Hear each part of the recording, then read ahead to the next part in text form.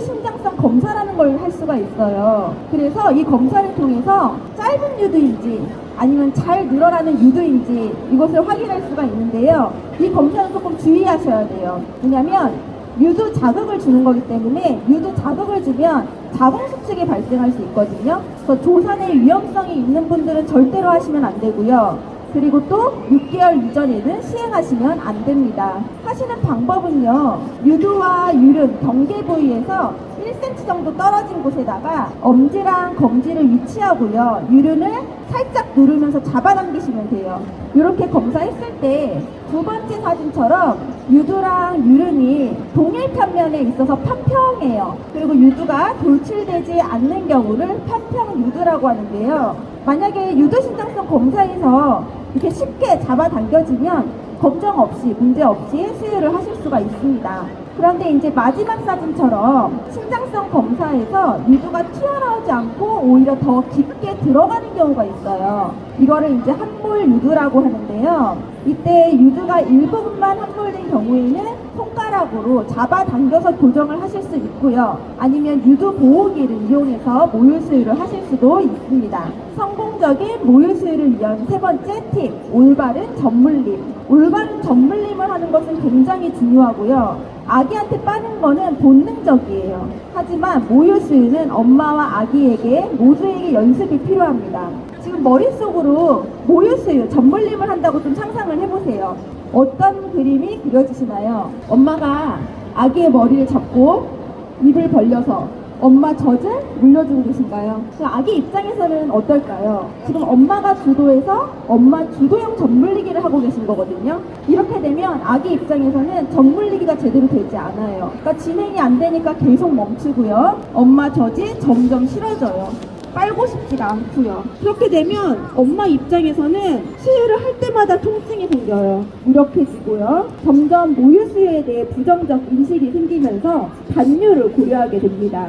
반대로 젖을 무는 건 아기고 엄마가 아기 리드에 따르는 아기 주도형 젖물리기를 한다고 생각을 해보세요. 이렇게 되면 자연스러운 젖물림이 이루어지기 때문에 엄마는 절대 아프지 않습니다. 그래서 올바른 젖물림이라고 하면 유두만 물리는 것이 아니라 유륜까지 아기가 입을 한껏 벌려서 입안 가득 물게 하셔야 돼요. 또 유두랑 유륜 정중앙을 부는 게 아니라 비대칭적으로 젖을 물리셔야 합니다. 아기가 엄마 젖꼭지를 인식하고 빨기 위해서 입과 혀를 움직이기 시작할 때 서두르지 마시고 조금 기다려주세요. 그리고 아기가 입을 아주 크게 벌리게 되면 그때 엄마 젖을 샌드위치 잡듯이 이렇게 살짝 눌러서 잡으신 다음에 젖꼭지가 안 보일 정도로 깊이 물리시면 됩니다. 지금 첫 번째 사진 보시면 약간 국수 빠는 것처럼 아기가 뚝거리고 있죠. 이렇게 무는 경우는 젖꼭지가 눌려서 아프고 유두에 상처가 날 수 있어서 잘못된 방법입니다. 그래서 두 번째 방법처럼 아기가 마치 커다란 햄버거를 먹듯이 무는 자세가 좋은 자세이고요. 수유하시면서 한쪽 유방밖에 비우지 못하는 거는 흔한 일이기 때문에 너무 걱정하지 마시고요. 수유 후에 손이나 유축기를 이용해서 짜내주시고요. 단 다음번에 수유하실 때는 아기가 빨지 않은 쪽, 반대쪽 유방 먼저 물리셔야 합니다. 지금부터는 몇 가지 수유 자세를 보여드리려고 해요.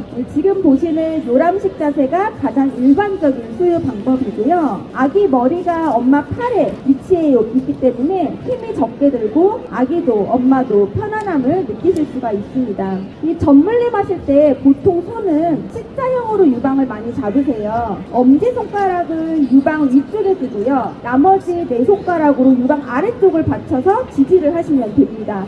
다음 사진은 엄마 손으로 아기 머리, 목을 받치셨죠. 그리고 엄마 팔로 아기 몸체 부위를 받쳐서 옆구리에다 끼는 거예요. 그래서 완전 풋볼 하듯이 이렇게 풋볼식 자세거든요. 풋볼식 자세는 제왕절개 수술로 출산한 엄마한테 좋은 자세이고요. 수술 부위에 아기 체중이 실리지 않기 때문에 통증 없이 편안하게 수유를 하실 수가 있습니다. 또 유방의 크기가 크거나 편평유두, 함몰유두 산모에게도 좋은 방법이 됩니다. 다음 고차 유람식 자세입니다. 엄마가 먹이려고 하는 젖 반대편 발로 아기를 안고요. 손으로 아기 목과 머리를 지지하면서 젖을 먹이는 쪽의 팔로 엄마의 유방을 받쳐주는 자세예요. 이 작은 미숙아처럼 젖 물리기가 힘든 아이들에게 효과적인 자세입니다. 이 외에도 앉아있기 힘든 산모분들 문제들을 위해서 누워서 먹이는 자세도 있고요.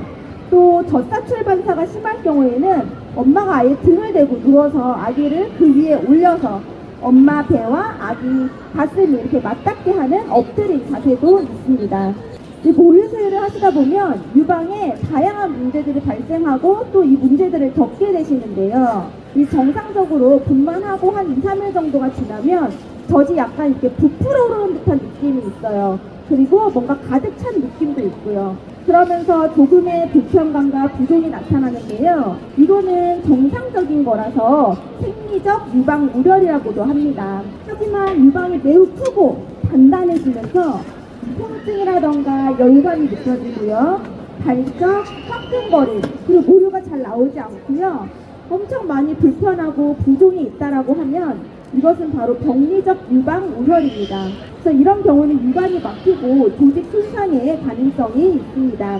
이 병리적 유방 우혈은 전몽살이라고 쉽게 생각하시면 되세요. 생성된 젖이 충분히 비워지지 않는 경우에 유방의 젖이 고여서 뭉치면서 발생을 합니다. 그래서 수유 전후에 양배추라던가 아니면 냉찜질팩을 이용해서 20분간 적용을 해주시면 되고요. 이럴수록 하루에 8번에서 12번 정도 수유를 더 자주 해주시고 반복적으로 해주셔야 돼요. 그리고 수유 시에는 한쪽 유방을 완전히 비우실 수 있도록 하셔야 되고요. 필요 시에는 소염 진통제를 복용을 하셔야 합니다.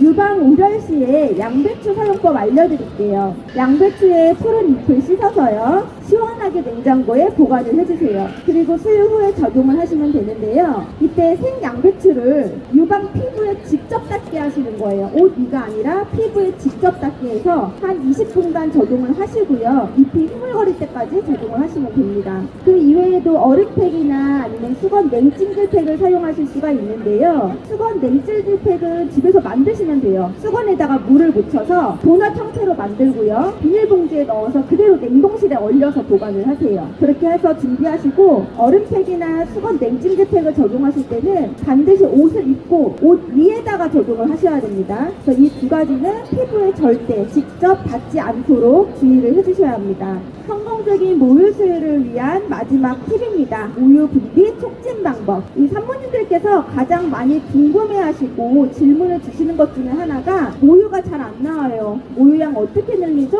예요. 모유 분비를 촉진하는 방법은 사실 앞서 말씀드린 성공적인 모유 수유 팁과 동일해요. 빨리 시작하고 자주 먹여라. 이 출산 후에서 2주까지가 매우 중요한 시기예요. 그래서 이때는 하루에 8번에서 12번 정도 수유를 하셔야 되고요. 젖을 자주 비워주셔야 돼요. 근데 만약 수술하고 나서 통증도 있고 또 출혈도 있고 하시기 힘든 경우가 있잖아요. 이런 경우에는 적어도 4시간에서 6시간마다 유축을 해주셔야 돼요. 그리고 몸이 괜찮아지면 이제 그때는 2-3시간마다 유축을 해주셔야 합니다. 여기서 중요한 부분이 하나 있는데요. 바로 밤중 수유예요. 밤중 수유 너무너무 힘들잖아요. 근데 밤 10시에서 새벽 2시 사이에가 모유를 잘 생성하게 하는 모유 생성 호르몬이 가장 많이 분비된다고 합니다. 그래서 모유량이 적은 산모님들께서는 밤중 수유를 꼭 고려를 하셔야 돼요. 이 이외에 모유 분비 촉진을 위해서 어깨 운동이라던가 목 돌리기를 통한 긴장 해소가 도움이 될 수 있고요. 또 수유 전에 온찜질, 따뜻한 차 마시기, 유방 마사지 등을 할 수도 있습니다.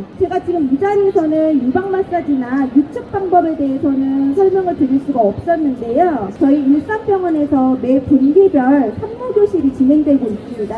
그쪽에서는 유방 마사지 외에도 산부인과 소아과 교수님들이 다양한 주제를 가지고 강의를 해주시고 계시니까 관심 있으신 분들은 참석하셔도 좋을 것 같습니다. 모유 수유를 하시게 되면 모유를 유축해서 보관해야 되거든요. 힘들게 유축한 모유를 또 보관도 잘 하셔야 되잖아요. 그래서 모유 저장 방법 알아보고 마무리하려고 합니다. 유축한 모유는 실온에다 보관할 때는 최대 4시간, 그리고 냉동실에 꽁꽁 얼려서 냉동고에 보관하실 때에는 최대 3개월에서 6개월간 저장이 가능합니다. 또 냉장고에서는 최대 96시간까지 보관이 가능한데요. 아프나가라던가 미숙아의 경우에는 저희가 24시간 이내 사용을 권장하고 있고요. 또 냉동실에서 해동시킨 다음에 냉장고에 넣는 경우 있잖아요. 이런 경우에도 24시간까지 보관이 가능합니다. 모유는 당연히 모유 전용 보관팩을 사용을 하셔야 되고요. 한 번 유축한 모유는 다음에 유축한 모유와 합하지 마시고 양이 얼마 되지 않더라도 각각 따로 저장팩에 담아서 보관을 해주세요.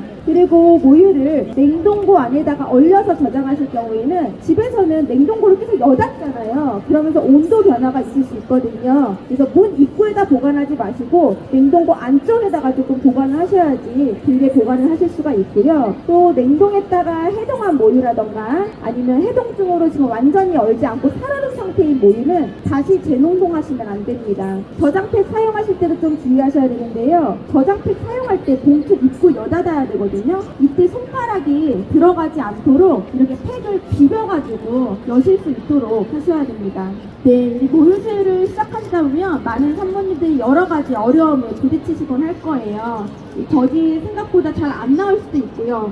또 아기가 생각만큼 잘 빨아주지 않을 수도 있습니다. 근데 젖이 잘 나오지 않는다고 하더라도 또 어떤 사정에 의해서 젖물림을 할 수 없다고 하더라도 너무 속상해하지 마시고 다른 방법으로 아이에게 사랑을 주실 수 있거든요. 그래서 많이 안아주고 또 다독여주고 애정 주시면 됩니다.